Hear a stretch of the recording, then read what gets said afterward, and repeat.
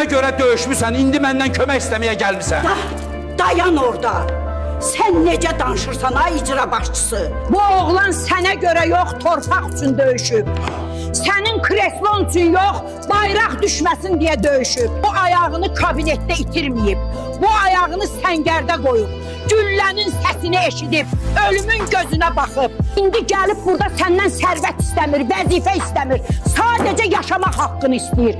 Sən isə deyirsən, mənə görə döyüşmüsən. Ay kişi, əgər bu qazilər olmasaydı, sən bu otaqda rahat qışqıra bilməzdin. Bu uşağın bir ayağı yoxdur, amma şərəfi yerindədir. Sənin isə 2 ayağın var, amma vicdanın topaldır.